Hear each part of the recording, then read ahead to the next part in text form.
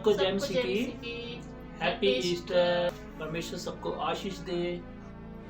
और दोस्तों सॉरी मैं इसके लिए एक वीडियो अपलोड नहीं कर पाया क्योंकि हम लोग भी ईस्टर के प्रोग्राम में सभी बिजी थे और मेरे पास कोई ऐसा आदमी भी नहीं था जो हम लोग शूट कर पाए।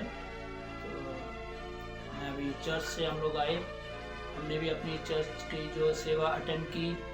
उम्मीद करता हूँ कि आप लोगों ने भी सभी ने अपने अपने चर्च में गए होंगे और परमेश्वर का वचन सुना होगा, क्योंकि हम लोग को सिर्फ परमेश्वर का वचन जो है सिर्फ ईस्टर में ही नहीं सुनना, क्योंकि गलत फहमी में हमें नहीं रहना है, क्योंकि परमेश्वर का वचन हमेशा हमारे साथ रहना चाहिए, हमेशा हमारे हृदय के अंदर रहना चाहिए।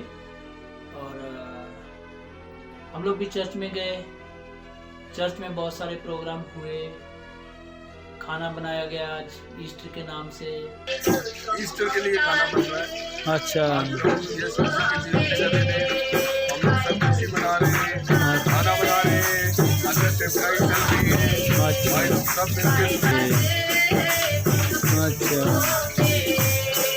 ये छोटी सी हमारी टीम है जो इस तरह जब भी कोई प्रोग्राम होता है हम लोग किसी तरह मिलके सभी काम करते हैं। हम लोग खूब एंजॉय किया और कुछ बच्चों ने भी प्रोग्राम किए और बड़ों ने भी प्रोग्राम किए, यूथ ने भी प्रोग्राम किए, यानी कि सभी ने एक खुशी वाला माहौल था, क्योंकि सभी ने महसूस किया कि आज के दिन हमारा प्रभु यीशु जो है, जिसको क्रूसीफाई किया गया था, उसको कब्र में डाला गया और वो मौत को जीत के बाहर आ गया उस कब्र से। कब्र उसको रोक नहीं पाई, कब्र उसको अपने अंदर रख नहीं पाई ना। तो हमारा प्रभु जो है वो अपने वादे के मुताबिक जीवित हुआ, उसने मौत पे विजय पाई है। तो इसका चिन्ह यही है कि जो परमेश्वर का वचन हमें जो प्रॉमिस करता है कि जो मेरे पुत्र पर विश्वास करता है ना, तो वो अनंत काल का जीवन पाएगा, वो नाश नहीं होगा बल्कि अनंत काल का जीवन पाएगा। तो इसलिए मेरे प्यारों, अगर अनंत काल का जीवन चाहिए, क्योंकि ये शारीरिक मौत है, हम लोग शरीर में है, तो शारीरिक मौत तो सबको होनी है, लेकिन उसके बाद जो है वहाँ मौत हमारी नहीं होगी। वो परमेश्वर हमारा प्रॉमिस करता है हम लोग के साथ, लेकिन उसके साथ साथ हमें परमेश्वर के वचन में बने रहना है। तो हम लोग भी अपने चर्च में गए, तो हमने भी एक जो हमारे पास्टर ने हम लोग के साथ जो परमेश्वर का वचन शेयर किया है वो है, मैं आपको जस्ट हिंट दे देता हूँ, आप लोग पढ़िए और इसको थोड़ा जांचिए।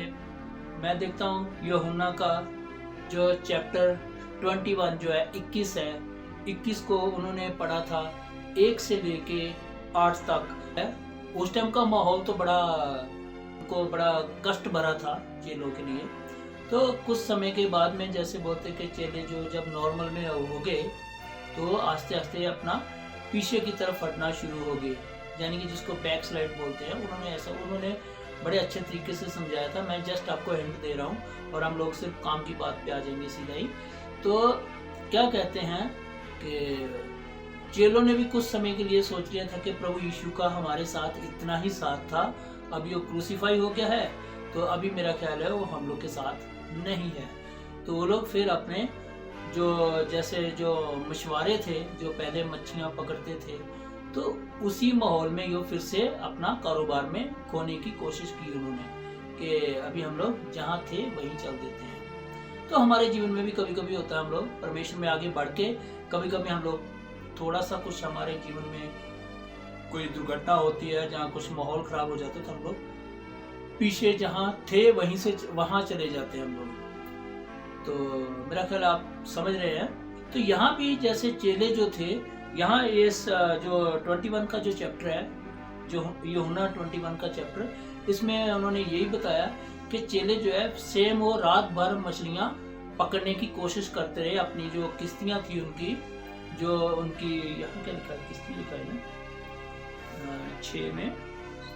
6 में हाँ किश्ती जो लिखा है, तो बोला कि वो उनकी किश्ती में उन्होंने एक भी मच्छी जो है पकड़ नहीं पाई। और रात भर वो मेहनत करते रहे। तो प्रभु यीशु ने उन्हें कहा कि उन्होंने कहा कि तुम इस किश्ती के दाहिनी ओर जाल डालो तो तुम लोग बहुत पाओगे।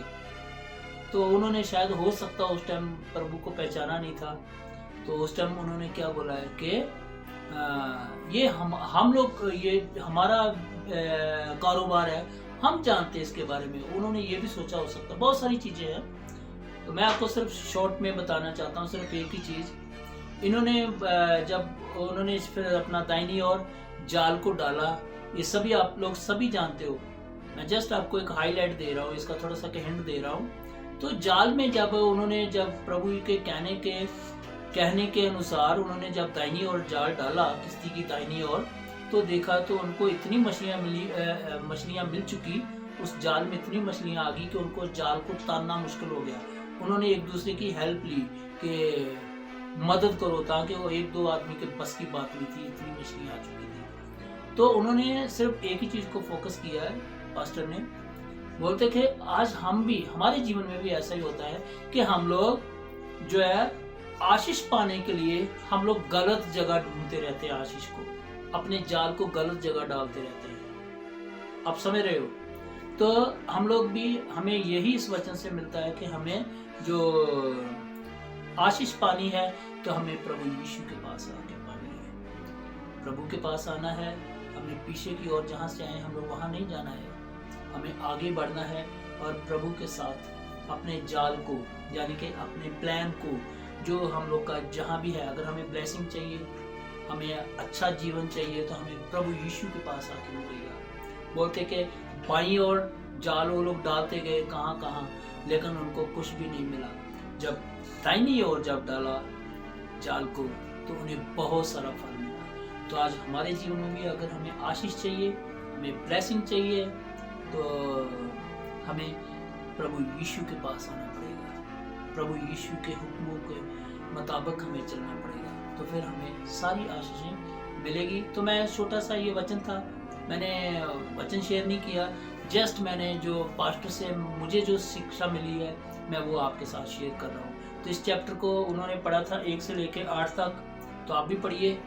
तो मेरा ख्याल है मेन मुद्दा जो था, मेन इस मॉरल था, जो इस वचन का मॉरल यही है कि हम गलत जगह ना ढूंढें आशीष को, प्रभु के पास आए, प्रभु हमें आशीष देगा, लेकिन प्रभु में बने रहना पड़ेगा। तो प्रियो, फिर से मैं यही कहूँगा कि ईस्टर की बहुत बहुत बधाई हो सभी को। ये बहुत 2000 साल पहले जो है 2022 लगा लीजिए, तो हो चुका है ये सारा कुछ। ये हम लोग एक यादगार के लिए करते हैं। तो यादगार के साथ साथ हमें अपने जो हृदय को भी, अपने दिल को भी बदलना है, अपने विचारों को भी बदलना है। प्रभु यीशु ने किस लिए हमारे लिए अपने आप को उन्होंने कुर्बान कर दिया है, मौत को हरा भी दिया है। जब सब कुछ नमूना हमें दे दिया है तो हमारा फर्ज बनता है कि उस नमूने को हम लोग फॉलो भी करें। तो फिर से आखिर में यही कहूँगा, क्योंकि मैं नहीं चाहता था कि सिर्फ सिंपल हैप्पी ईस्टर बोल दूँ, मैं चाहता था कि आपके साथ एक वचन भी शेयर हो जाए। तो चलो, मैंने अपनी तरफ से वचन यही है कि जो मुझे पास्टर से मुझे आशीष मिली है, मैं आप लोग के साथ भी वो आशीष जो है वो शेयर करना चाहता हूँ। तो समझ गए हैं कि हमें गलत जगह नहीं आशीष को ढूंढना है, सही जगह अगर आशीष को ढूंढते हैं तो आशीष हमें मिलती है।